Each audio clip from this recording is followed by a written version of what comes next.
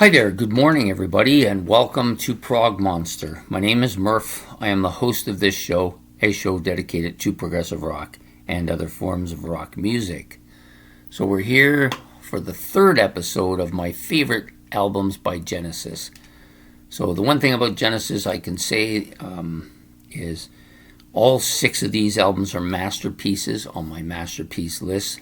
They're the second most masterpiece band. Only band that has more is Black Sabbath. They have 7, followed by Genesis with 6, and then you both Yes and Rush have 5 each. But this particular album that we're doing today, released February the 13th, 1976, the first album to feature Phil Collins as the lead vocalist, taking over from Peter Gabriel, who left in 74. This came out in 76. This one has one of those different covers on it, but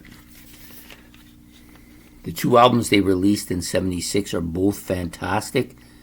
This one has it's a more brighter color, a lot of kind of, I would call, I would say just little quirky English things on the cover. There's some science fiction on the cover. There's some mystical stuff on the cover. There's all kinds of different stuff going on here. It's a great album. This was my introduction to Genesis. I had this one first, and actually I got both this and Wind and the Wuthering pretty close to the same time. But this one was Wind and the Wuthering was actually the first one I listened to, but I didn't really get into it too much. This one is the one that took me by storm, and then the Wind and the Wuthering came on. But I enjoyed both albums quite a bit. But for the last 40 years, this has probably been my favorite Genesis album. Probably gets that title by defunct for the first 20 years because it was one of only 2 that I listened to. It wasn't until my daughter was born that I really started to follow the rest of the Genesis catalog. So that's about 23, 24 years ago. So this album, what else can I say about it? So I told you the release date and of course the title, and the artwork is fantastic on here.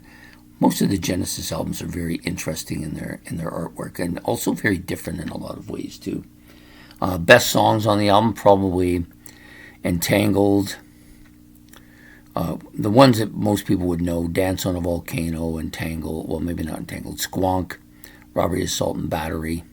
Those are the big ones that everybody knows, and Ripples, of course. But there's this whole album is perfect from top to bottom.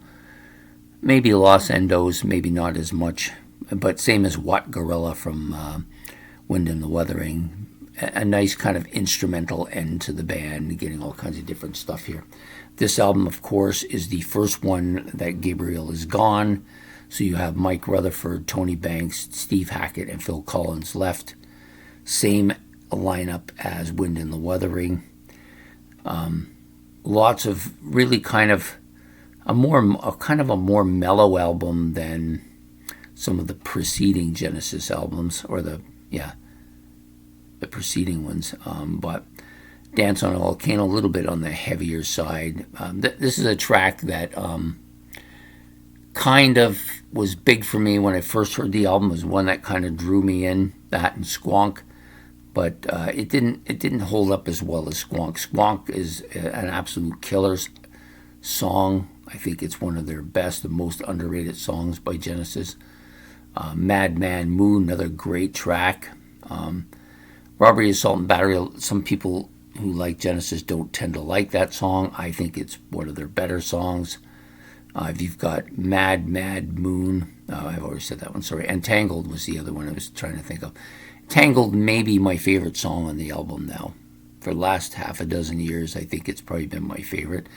It just has a little kind of quiet, kind of melody sound to it, which I like. Ripples is probably, over the course of this album, has probably been my favorite song.